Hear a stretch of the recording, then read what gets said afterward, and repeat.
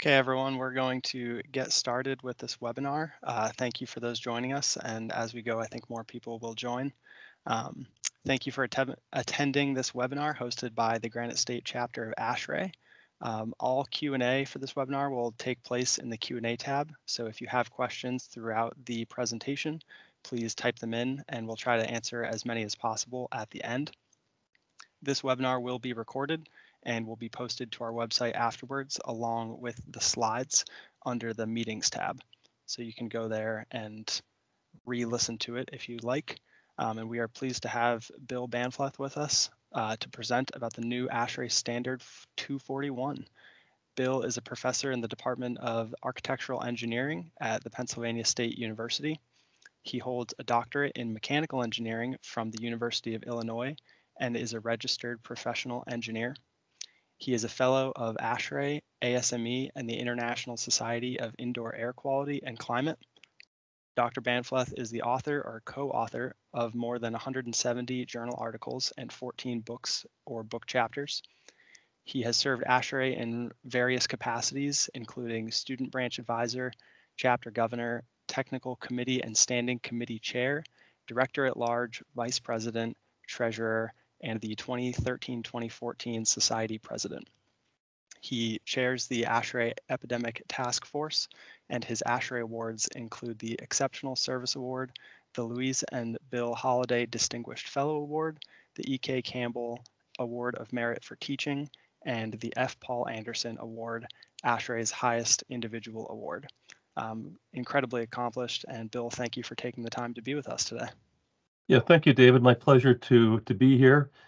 Thinking back, I think my first in-person chapter visit after the shutdown for COVID was to Granite State maybe 2 years ago. Nice to be back virtually, and happy to be talking about this new standard. I mean, you mentioned that I was chair of the Epidemic Task Force, and my bio there is just a tad out of date. The Epidemic Task Force sunset about a year ago, and we transitioned to the development of Standard 241. I chair SSPC 241, which developed this standard control of infectious aerosols that I'm going to talk about today, which I think is a really important development, not only as a response to the COVID pandemic, but also for some of the features of it that I think are really innovative in terms of how we might approach indoor air quality standards in the future.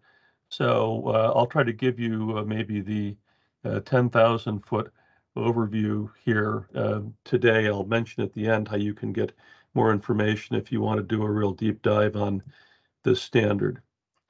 So why would we develop a standard on airborne infection risk mitigation?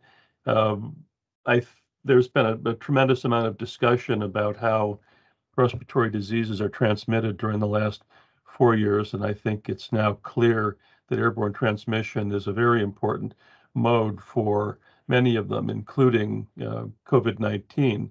And we can also see from looking at data on the burden of disease from airborne infections that a lot of harm is done in the US and worldwide from a number of the major diseases.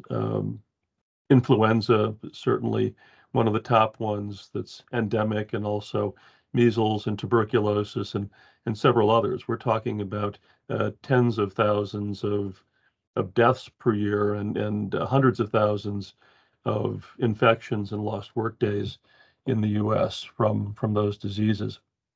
So we also know that indoor environments affect the risk of transmission, that the sources of infectious aerosol are people indoors and those aerosols concentrated indoor environments. Our current indoor air quality standards, like standard 62.1 and 62.2, that are the basis for codes in many places, don't address airborne infection transmission at all. In fact, they will explicitly say that they don't address it. So those are all strong reasons to do this. And also the Epidemic Task Force that I chaired put in a lot of hard work to develop guidance, and the development of this standard helps us to put that into a form that's actually enforceable in code language. And the final point is that the White House asked for it, and that was the real ultimate driver. So this is an unusual standard in ASHRAE's history. There are very few that were developed on anything remotely approaching the kind of timeline that was used to develop 241. I won't go through all of the things on this slide about how we got to where we are today, but the White House first started talking about the importance of ventilation late in 2021, and a lot of good conversations occurred over a number of months after that. But it wasn't until November of 2022 that the White House COVID response team came to ASHRAE and said that they would really like ASHRAE to develop a standard on pathogen control indoors, and they really wanted that by March of 2023, which was too unrealistic, but ASHRAE agreed to develop it over a period of 6 months, which means delivering by June 2023, and we did that. So it's really unprecedented that with only 4 months of actual working time from the time we convened the committee to work on this, that we had an approved standard. Typically, it takes 3 to 5 years to get a standard through the whole consensus process. So that was really quite an experience, and Ashish Jha, who was the coordinator of the White House COVID response team, which has now been disbanded, called this one of the most important public health interventions that he'd seen in years, if not decades. And I tend to agree with him about that. So every standard has a title, purpose, and scope. We know the title, control of infectious aerosols. The purpose of this standard is to establish minimum requirements for controlling infectious aerosols, which will have the effect of reducing the risk of disease transmission. The standard applies to occupiable space in all types of buildings, so non-residential, residential, and even healthcare, and it applies to new buildings, to major renovations, and also to additions, and covers the life cycle of systems from design to installation, commissioning, operation, and maintenance. What the standard specifies, as we'll discuss in some detail, is called equivalent clean airflow. And these equivalent clean airflow amounts apply in what we've named infection risk management mode. So this is not a standard that's intended to be applied all of the time, but it defines capabilities that should be in place so that when there is a need to have a higher level of protection from airborne infections, that it can be implemented immediately. So as far as the scope goes, this is not a standard that establishes a new minimum acceptable indoor air quality bar. That still is the responsibility of the standards we've been using for a long time. And the risk assessment that the standard's based on is risk from long-range transmission, which means not very close to the infected person, because the risk changes dramatically when you're close to someone who is exhaling infectious aerosols. So the main topics that are covered in the standard are shown on this slide. I will not read it out to you, but you can see that it goes pretty comprehensively through requirements, and then how you implement them, and then requirements for operating and maintaining systems once they've actually been installed.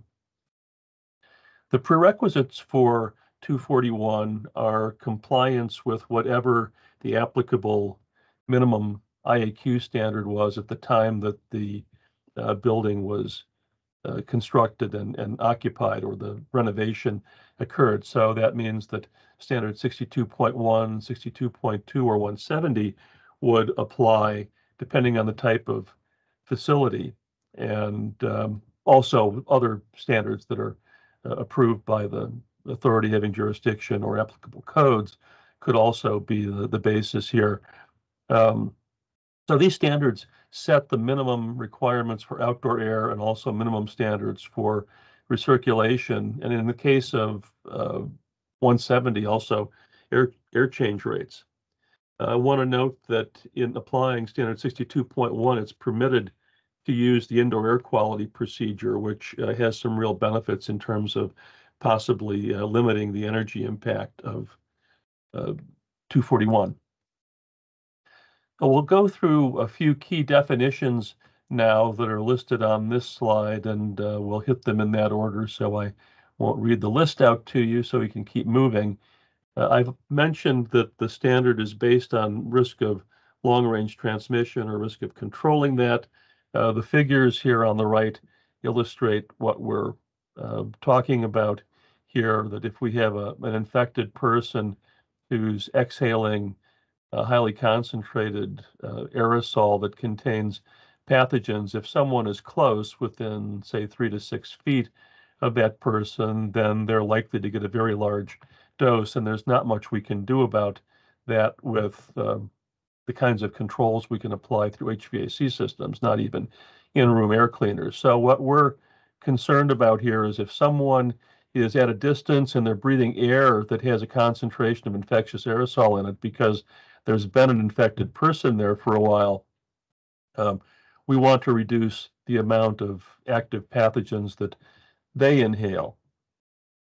It doesn't mean that we don't have any impact on close contact transmission, because about half of the exposure at close range is from inhalation, and reducing the concentration of the fine particles in the air will help, but it's much harder to predict what's going on at that close range.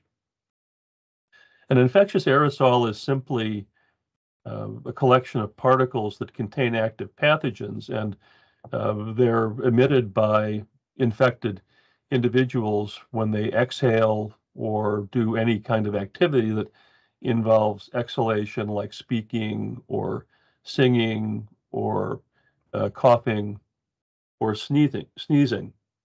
So those activities produce a range of particle sizes, as you can see from the figure over here on the right. Some of them are quite large. There's a peak in the vicinity of 100 microns, but there are also a lot of particles that are quite small, 1, 2, 3 micron sized particles. These large ones will drop out of the air relatively quickly, but the fine ones here can stay aloft for a long time and contribute a lot to this long-range transmission that we're trying to control. Air cleaning is a term that's used in Standard 241, and this refers to any means of reducing the concentration of infectious aerosol by capturing and removing particles, or by inactivating the pathogens that are in particles, perhaps without removing them from the air. So this includes mechanical filtration, and when I say mechanical filtration, I mean fibrous filters that can also be electrostatically charged, so-called electret media, could be germicidal ultraviolet light, and it could also be reactive species, ionizers, photocatalytic oxidation processes that produce various things like hydrogen peroxide gas and hydroxyl radicals, and other types of oxidants. So all of these things are, in theory, permitted, but I want to point out, and it's a very important point, that just because specific technologies are permitted to be used does not mean they're endorsed, and you'll find no ranking of technologies in the standard, and you also will not find any explicit exclusion of technologies. We took a different approach, which I'll describe a little bit later. Infection risk management mode, as I mentioned before, is simply our name for the period of time during which these higher levels of protection from respiratory pathogen exposure are in place. And the big question, since we've done that, is who decides when we should be in IRMM? And that's, I think, a developing issue. We're not going to say when that is in the standard. That should really be a decision that's made by those who have access to public health data, public health officials. They will from time to time when there's an epidemic, make announcements to the public, if either mandatory or voluntary actions like wearing masks, like reducing occupancy levels in buildings, or even staying away from certain types of facilities. So that's one obvious authority for doing that. But owners of buildings can do it as well. So there are many private owners of large numbers of buildings, corporations that have business around the world and have hundreds and hundreds of buildings. They could make a decision based on their own judgment about their employees' health. And finally, if we're talking about single-family residences, the occupant could make the choice. Why not do it all the time? One reason is that potentially some of the things that might be done to increase protection from respiratory pathogens could increase energy use. I don't think they need to by any means, but that's a possibility. So not operating in this mode all of the time helps to alleviate that concern. And the other reason is that if we have good data on risk of infection, which can often be seasonal, diseases like influenza, and even we're seeing with COVID-19, there's some seasonality. We may not need to be in a highly protective mode all of the time to have an acceptable level of risk. So what we're discussing here is really the application of the concept of resilience to indoor air quality, which is a pretty new thing. One of the things that I think is an innovation in this standard. We'll talk later about a building readiness plan. This is the name we give to a document that contains all of the information that's been developed about the condition of a facility, if it's an existing facility, and what engineering controls have been put in place to meet the requirements of Standard 241. And this becomes part of the operating documentation of a building. So it summarizes what's described in the sections on assessment and planning and implementation in the standard. And this was adopted fairly literally from what was developed by the ASHRAE Epidemic Task Force. So if you're familiar with that building readiness plan, this is a more developed version of that. Now, this concept of equivalent clean airflow is really central, so I want to spend a little time on this. The definition from the standard is in italics here. The flow rate of pathogen-free air that, if it's distributed uniformly in the breathing zone, would have the same effect on infectious aerosol concentration as the sum of the actual outdoor airflow, filtered airflow that's recirculated, and inactivation of infectious aerosols by other technologies. So this is somewhat like clean air delivery rate that you may be familiar with for portable air cleaners, in that it allows us to add together in a quantitative way the effects of multiple controls. And this is the central metric of the standard. We first determine, based on the type of space, what the equivalent clean airflow is per person, and then we can use that to develop the flow rate that we need for a specific space, and then we can total up what's required for all the spaces on a system, and then we go through a process of determining how best to achieve the required level in infection risk management mode. This figure shows an example of how we can relate the performance of an air cleaner to dilution with uncontaminated air. So the real system might be an enclosure that has a source of contaminants in it, and to maintain an acceptable concentration CR, we're putting airflow at some actual airflow rate through an air filter, and the filter has an efficiency, so some of the contaminants being removed on every pass through this filter. We can imagine replacing that process with dilution by some amount of uncontaminated air, we'll call VACS, and by comparing these two processes, we would call VACS what comes out of the air cleaner in terms of clean air.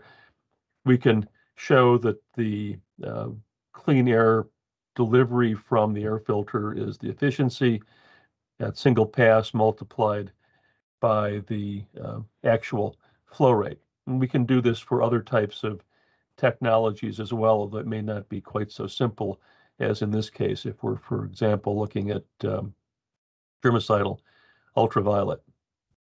So where do we get the actual values of equivalent clean airflow that are in the standard? These are based on a rather detailed, elaborate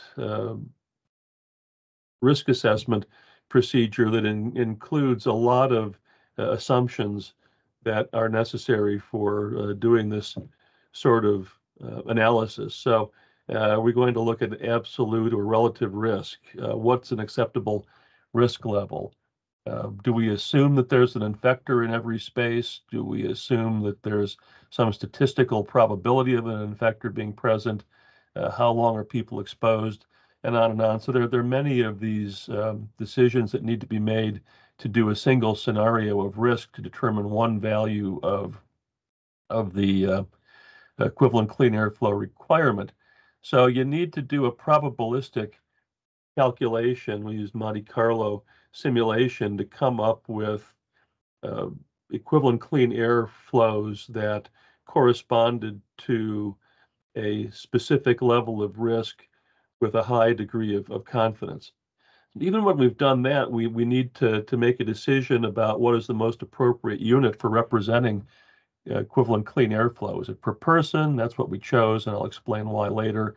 Is it per infector? Well, that would be nice, but it's impossible to do because we don't know how many infectors are in a space at a given time.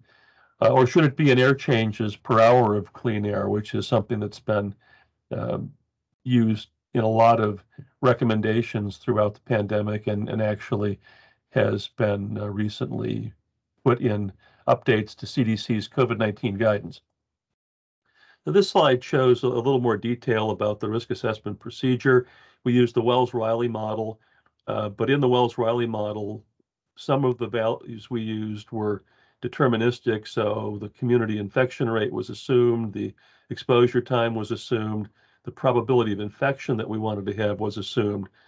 Some of the parameters in our initial modeling were based on SARS-CoV-2, so all these red boxes relate to what we know about the SARS-CoV-2 virus. And everything in the green box here varies from person to person. And this is why we had to do statistical analysis to come up with these values. We used a low individual risk per hour, same for every space type. That was 0.1% for a 1 hour exposure. So this ECA value, ECAI we call it, to indicate that it's equivalent clean airflow for infection risk mitigation, is based on the space type and the number of people. We have a number of occupancy categories here, 7 occupancy categories and 25 space types within those 7 categories for the most typical office, classroom, food and beverage, representing restaurants, etc. And our risk assessment led us to values of 20 to 90 CFM per person of clean air delivery, which is 10 to 40 liters per second per person, with those values doubled if there was loud vocalization. So if the space was a choir room at a school. So we get that value of ECAI from a table that I'll show you in a moment, and the total that's required for a space, VECAI, is the result of multiplying the per person value by the zone population. Now that could be the design occupancy if that's what you want to do, but at 90 CFM per person, that gives you a pretty large number for a restaurant. So the alternative to that is that if there's some maximum feasible equivalent clean air flow rate that is possible in a facility, you can adjust the IRMM population down to where it matches that amount. So this is an additional degree of flexibility, and not unlike what was done during the pandemic in some cases. This is the table of equivalent clean airflow per person that's in the standard, and you can glance at this and see some of the perhaps the most interesting ones: office, 30 CFM per person, classroom, 40 CFM per person, and food and beverage or a restaurant, 60 CFM per person. Keep in mind that this is both outdoor air and filtration and air cleaning, so it's not quite as different from the minimum ventilation rates as you might think. But we can do a little comparison here between 62.1 outdoor air and the CDC's clean air recommendations, the 5 air changes per hour, and what you get from employing the standard 241 ECAI. So the ECAI rates, as we've already noted, are much higher than the outdoor air flow rates that are found in 62.1. The 62.1 data for office, classroom, and restaurant are shown in the table here, and I'll use those in the example in the table below. And what we see is that where we have outdoor air, 10 to 17 CFM per person for these three space types, we have 30 to 60 for 241 ECAI. And interestingly, the biggest difference is for the restaurant, which has the lowest 62.1 outdoor airflow per person, and 241 gives us the highest clean airflow per person. But these are representing constant risk levels. What does that give us if we look at air changes per hour? So air changes per hour, 241 only requires about 1.1 air changes per hour with an 8-foot ceiling for default occupant density, 10.5 for a classroom, and 31.5 for a restaurant, again at default full occupancy. What we have found and really can show is that this 5 air changes per hour does not apply across all space types and does not give a uniform level of risk. And we can demonstrate that mathematically by going back to the Wells-Riley model briefly. So the Wells-Riley model says that the probability of infection P, new infections divided by population of susceptible persons, is going to be a function of how much infectious material is being emitted. So the number of infectors I multiplied by the quantum emission rate of infectious doses Q, and the amount of air that's inhaled by susceptible individuals. So that's their pulmonary respiration rate P multiplied by the amount of time that they're exposed. Increasing either of those increases probability of transmission, and the equivalent clean airflow, the larger it is, the smaller the risk is. Now, for small concentrations of infectious quanta, which are normal, we can linearize this exponential and say that the probability of infection is approximately equal to IQ-PT over Q, which is simplified it a bit. And in standard 241, we estimate the number of infectors as the product of the number of individuals in the space multiplied by the community infection rate. So the higher the community infection rate, the more likely there is to be an infector, and the larger the number of people in a space, the higher that probability is. So we can rewrite our equation for the probability of infection as NSRC times QPT divided by Q. And what we see from this result is that the probability of infection is proportional to 1 over the clean air flow rate per susceptible individual, other factors being the same. So this has nothing to do with air change rates. It's the flow rate per person that determines the risk, and that's why we went in that direction. So once we've determined this target clean air flow rate, that can be met by any combination of outdoor airflow and multi-zone or in-room air cleaning systems that we want to use to meet our goals. This was intentionally done this way so that we could have maximum flexibility to meet energy goals, to meet economic goals, and any others that that might apply. The only limitations on how we can put together solutions are that, first of all, we have to have the prerequisite minimum outdoor airflow, 62.1, 62.2, or 170, for example. And for prescriptive credit for filtration, the standard only gives credit for MERV A11 or higher filters because the infectious aerosol removal rate of lower MERV filters is fairly low, and we felt that was unreliable. The MERV A rating ensures a better end-of-life performance from the filter, but a lot of filters are not yet rated MERV A, so MERV ratings per 52.2, ASHRAE 52.2, are acceptable until January of 2025. The figure over here on the right that I won't go into detail on at this point simply shows how many different kinds of configurations there are for outdoor air plus air cleaning systems of various types. Energy use is an obvious concern, and one that we've had from the beginning about reducing risk of infection. Marwa Zatari, who's a member of the 241 committee, and some colleagues wrote an article that was published in the ASHRAE Journal that looked at this energy issue, and they also did a paper at the recent Chicago meeting that you might want to read as well that builds on this. So the starting point is to recognize that outdoor air is perhaps the most expensive control we have for reducing the risk of infection.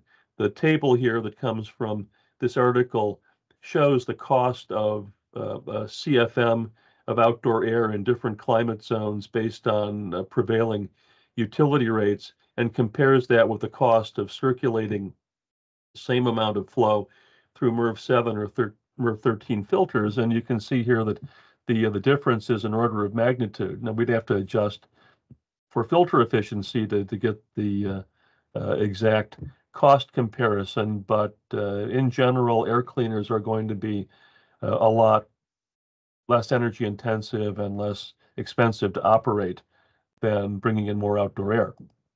There are some examples in this article. I've picked on one that is an example of a primary school, 74,000 square feet, about 1,500 occupants.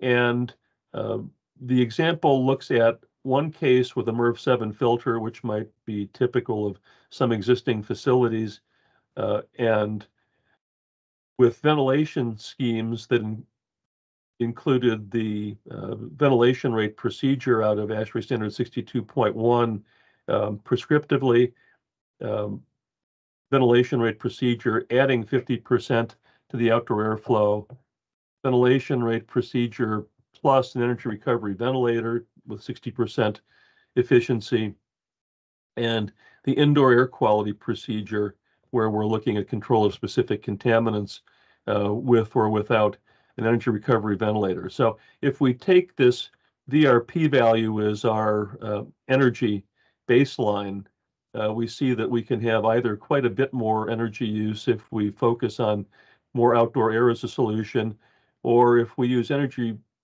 recovery and we use the indoor air quality procedure, we can reduce the energy use substantially. The problem is that we're shooting for 40 CFM per person, equivalent clean air for infection control, and with MERV 7 filters, none of these cases will meet that limit. So what if we simply change the MERV 7 filter in the air handling unit to a MERV 13 in this particular case? What happens then is we still get big energy savings as we go to some of these more advanced approaches to ventilation, and every case provides more than the minimum equivalent clean airflow than we need. So it shouldn't be assumed that energy use has to go up, and you may not have to do much to a lot of systems to comply, despite the large ECAI numbers that we saw on the table. Now, the standard addresses air distribution and natural ventilation, but not very much. We recognize that this is extremely important. but it's also an underdeveloped area in terms of the research that's been done to answer some of the key questions. So it's a big item on our work plan. For the time being, we've provided some classification of air cleaner locations and flow discharge directions, and also of ventilation systems, and have provided a table that gives some requirements for combining use of in-room air cleaners with the underlying ventilation scheme.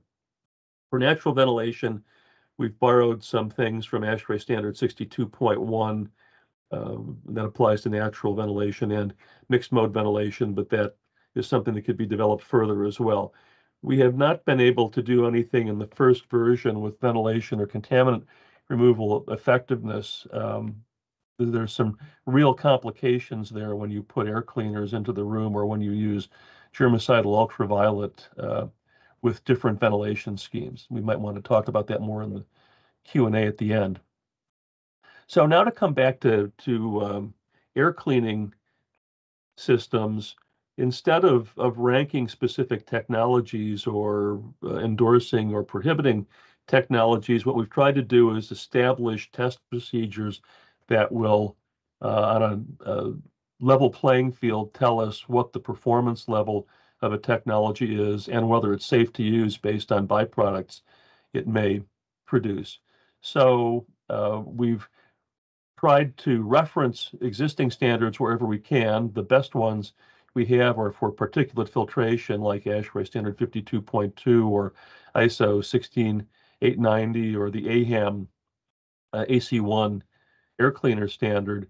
We also have 185.1 for induct UV systems, and AC5 is a new AHAM test for portable air cleaners for bioaerosol removal. But there are a lot of types of technologies for which there are not published consensus standards. And so we had to put a normative appendix in 241 that provided procedures for those cases, in some instances, borrowing concepts from standards that we hope will be published this year or next year. There were some that were very close but not ready, and so they couldn't be referenced.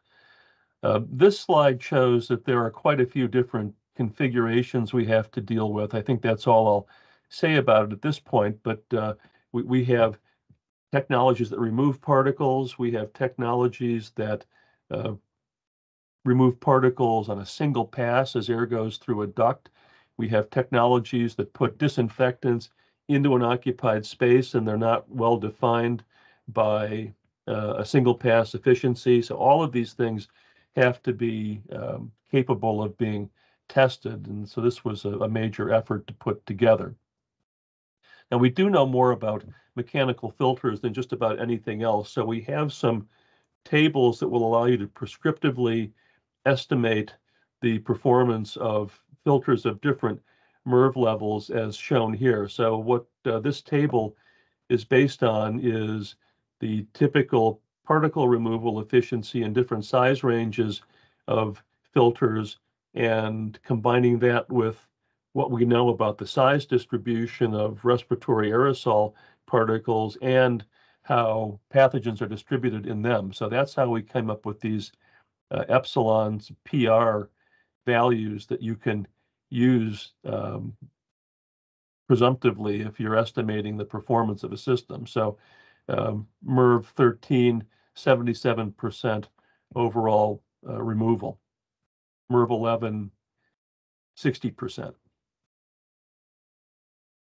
If we're using the AHAM AC1 standard for particle removal, because of the way that standard is set up to consider 3 different size ranges, smoke, dust, and pollen, we have an equation to calculate the air cleaner equivalent clean air produced that weights those 3 values. For systems that inactivate aerosols in ducts, I mentioned we've got ASHRAE Standard 185.1 for UV. For other technologies that work in a space, we need to apply test procedures that are given in the appendix. So the standards that are used in general should be consensus standards, and if they're not available, then we need custom protocols. We should use the same conditions for testing for effectiveness and safety. The laboratory should be an independent laboratory that's compliant with ISO requirements. And importantly, because a lot of these technologies need to be tested in chambers, we want to have a chamber volume that is large enough to be representative of an actual room. A lot of testing has been done in the past on very small chambers, and then the results have been reported in terms of air changes, and they're a bit deceptive. So at least 800 cubic feet. We have requirements for the test ducts that are used as well when we have a chamber with a recirculating test duct. And all of the tests currently are based on the MS2 microphage organism because it's very well characterized. That's something that has received a lot of discussion as well, but I won't dwell on that here.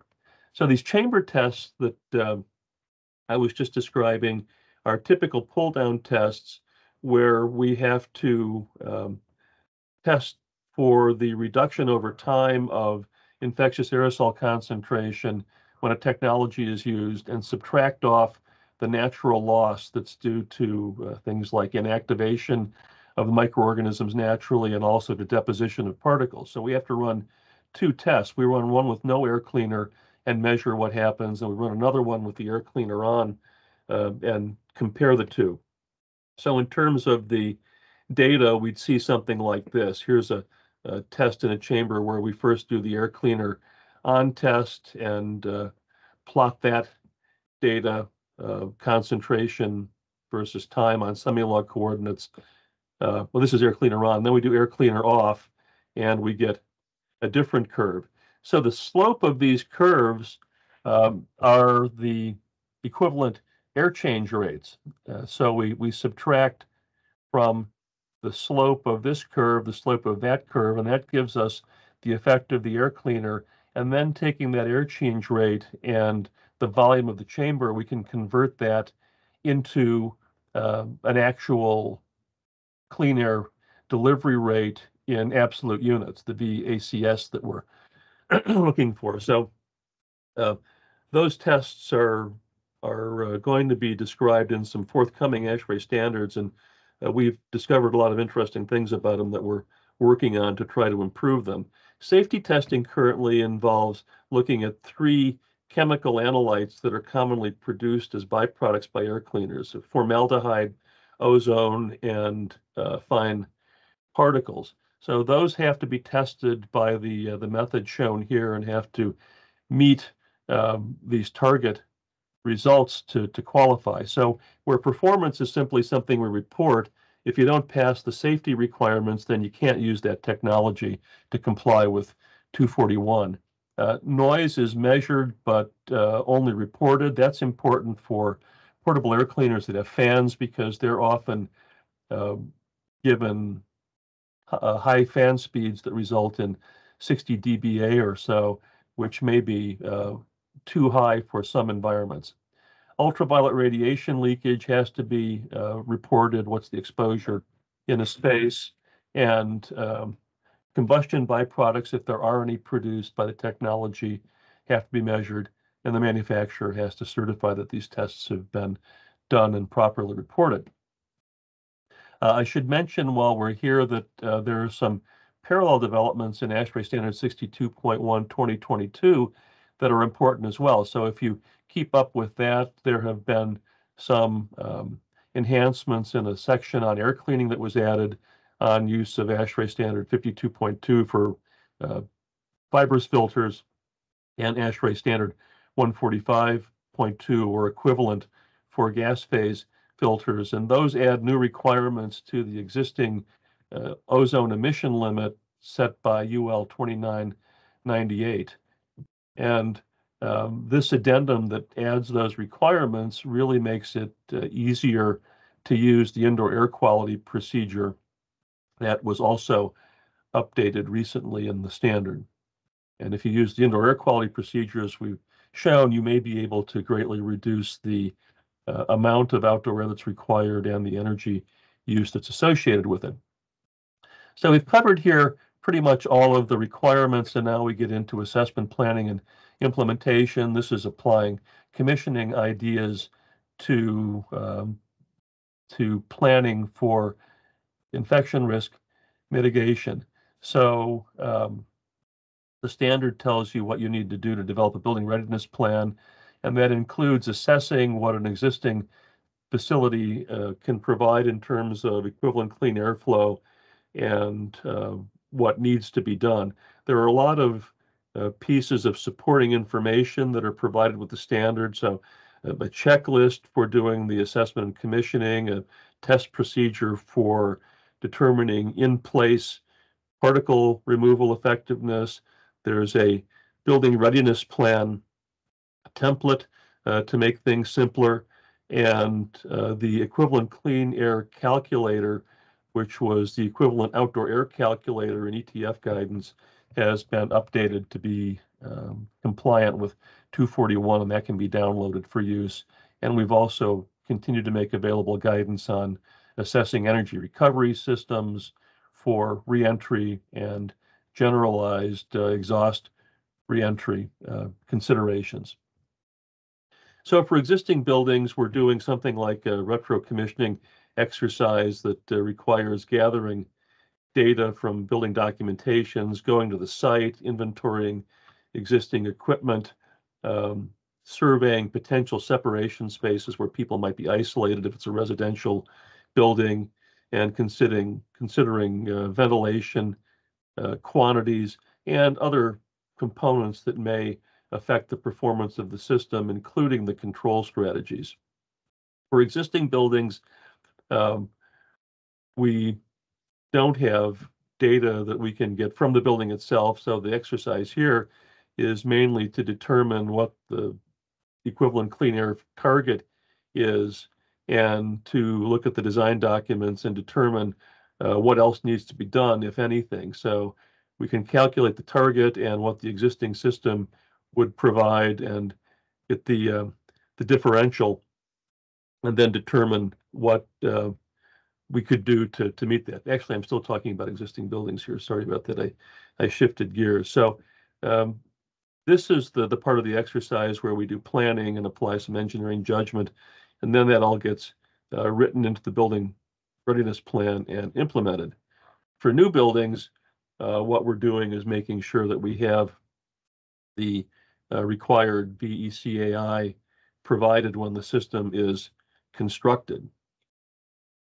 This slide shows the top page of the equivalent clean air calculator, and may be familiar if you've used the ETF's equivalent outdoor air calculator a few years ago. So we continue to update that. It's a spreadsheet you can download and modify. A lot of data items to be filled in, and some of this comes from pull-down menus like the efficiency of filters, and you can determine what the existing system is doing and then look at different alternatives, and you will get an ECAI value for each of them and an indication of pass-fail, and this can help to develop alternatives. You'll have to do the energy impact and the economic analysis outside of the spreadsheet. There's an operations section in the standard that covers preparations you should have, and also says a few things about control during IRMM.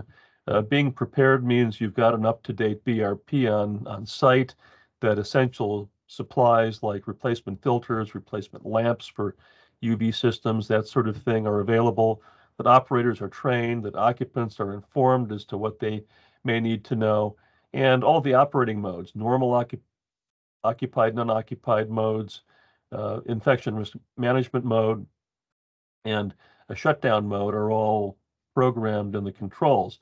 When you actually are in IRMM, we've not recommended changing temperature and humidity set points. Design set points should be maintained, and hopefully that means that we've got good humidity control, say at least from between 30 and 60%, if not 40 to 60%. For operating schedules, systems need to be on during all occupied hours. We can't have on-off fan control because when you shut off fans, if that affects recirculation through filters or other air cleaners, then that has a big impact on the clean air delivery rate at that point of time. And for air flow controls, this standard does not require flushing, which was a recommendation from many, including the Epidemic Task Force, earlier in the pandemic. If we already have the high VECAI rates in place, then it shouldn't be necessary to ventilate between occupancy periods. When designing a system to comply, if it has variable flow, demand-controlled ventilation, or it's a VAV system, then that needs to be looked at and need to design for the minimum delivery rate that's going to occur. So both DCV systems and VAV need to be looked at to determine what the minimum VECAI is going to be that results from those minimum flows. There is a maintenance section also in the standard, and it copies mostly from the similar table in ASHRAE Standard 62.1. The main thing that's different is that for some requirements like frequency of checking outdoor airflow rate, those are increased. It's every 5 years in 62.1. We've changed that to every 3 years. And there are a few new requirements that don't appear in 62.1 for maintenance of air cleaners and for testing of separation spaces to make sure that they're working appropriately. For the most part, the requirements of 241 apply to all of the different occupancy types, but there is a separate section about dwelling units, and also there are a few places where dwelling units are exempted because privately owned or occupied spaces are a little bit different than public buildings. So the main thing that we have in the section on dwelling units is requirements for separation spaces. Where do you put someone who is sick with airborne infection? So control the airflow in that room, and you need a fully enclosed room, so a room with a door. And that room should be ventilated as if it were a patient room in a healthcare facility. So that's the separation space. If there's a vulnerable occupant, elderly, immune compromised, other conditions, then the whole dwelling unit should be ventilated as if it's a patient room. And we've also mentioned having lids on toilets that are down when they're flushed, and making sure that there's water and plumbing traps to prevent plumbing stacks from becoming a conduit for infectious aerosol. So to summarize the process on one slide, here are the steps that you go through in implementing it. This picks up kind of at the point where we were talking about developing a BRP. Assess the facility, determine the target equivalent clean airflow that we need, determine whether we need more based on what the facility is actually providing, do analysis to determine the best solution for our particular conditions, develop the building readiness plan, and then do repair and maintenance as needed and required, and then implement the upgrades and operate. So it's a fairly straightforward process, even though there are a lot of details and maybe some unfamiliar technology, or excuse me, terminology to learn. Some of the broader implications that I think 241 has, equivalent clean airflow is a very useful concept. We didn't invent equivalent clean airflow. It's been around since the 1970s, but we found it was a really useful way to approach infection control. And we could also do the same thing for gas phase contaminants and for particulates. And there is actually discussion underway now in Standard 62.1 about doing this. Infection risk management mode introduces resilience into standards that are mostly intended to cover normal operation. So not only infection risk, but also things like wildfire smoke mitigation could be included, and we'd like to see standards develop in that direction. And then finally, we think that the work that's being done in air cleaner testing and the expansion of that in 241 is also important and applicable to other standards as well. So in the future, we continue to talk a lot about the standard, as I'm doing today, to make potential users aware of it. We're working on some pilot testing with entities like GSA. We will pursue ANSI certification eventually. We didn't do that up front because 4 months was not enough time to do an ANSI standard, although we did follow consensus procedures as much as possible. We're working on referencing in some of the other commonly used standards and on adoption in codes. In terms of technical improvements, we'd like to have a performance path. As I noted before, we took one set of assumptions that gave us the ECAI values that are in the table, but we'd like to have a tool that would allow a user to modify some of those parameters. What's the community incidence? What is the characteristic of the pathogen? What is my acceptable risk target? And that would make this a kind of standard that could be used more effectively by public health authorities. We'll put more focus on energy use, add more space types to the table that currently only has 25 spaces in it. The air distribution content's going to be updated extensively, and we'll continue to develop the air cleaner testing parts of the standard. For those who don't think that this is enough information to tell them what they need, I should mention that we have developed 2 3-hour courses on 241 that were offered for the first time at the Chicago Winter Meeting a few weeks ago, and those are going to be available online in the spring ASHRAE Learning Institute online offering. So if you're interested in those, you can go to the ASHRAE webpage and sign up for them. The first one is a 3-hour version, really, of what I've talked about today that goes into a lot more detail. And the second is about implementing the standard. So it focuses on the implementation, the assessment, planning, and implementation parts, and the development of a building readiness plan. So you may find those interesting. And with that, I'll conclude, and we're right at noon, but I'm happy to stay on and answer questions now if there are some in the chat, which I'll go have a look at now. I don't actually see any questions here, so I must have answered all of them. If there are any, I'll be happy to do that. I do see a question in the chat, not in the Q&A. Okay. Oh yeah, that's a good one. If the COVID virus is less than 0.1 micron, actually they're 100 to 120 nanometers. How does a MERV-13 filter capture it? Well, the point is that every virus that goes in the air is in a particle of respiratory aerosol. And I showed you the size distribution of those particles. The peak of the finer particles is actually around 2 or 3 microns. And we have a lot of filters that are effective at 2 or 3 microns, and some of them are much larger than that. So the size of a naked virus is really not very relevant to control. And also there's the fact that fibrous filter efficiency bottoms out somewhere around the 0.2, 0.3 micron range, and then tends to go up because diffusional removal gets better. So this isn't really a problem, and it's documented that these filters are effective for removing viruses through many tests in the last 3 or 4 years, and earlier than that. We got any more, or was it just the one? I just see the one, unless anyone is currently typing. All right. Well, as we like to say, I'm the only thing between the audience and lunch. Also, the only thing between my lunch and. Yeah, thank you so much, Bill. That was a very informative presentation. We really appreciate it. If someone was interested in joining a committee such as the Infectious Aerosol Committee, how would they go about doing that?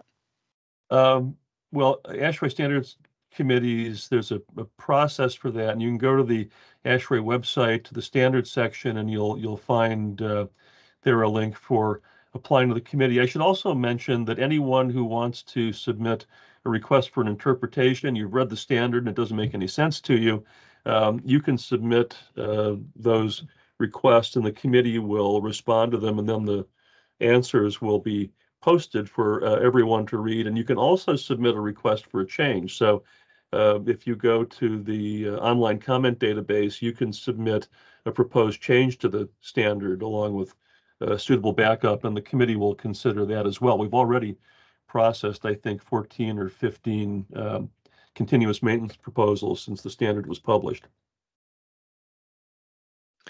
Awesome. Thank you so much, Bill, and thank you to everyone attending. This webinar was recorded and will be accessible through the meetings tab on the website. And we do have future meetings posted for April and May, so be sure to check those out. Thank you, everyone, and have a great rest of your day. Great. My pleasure. So long.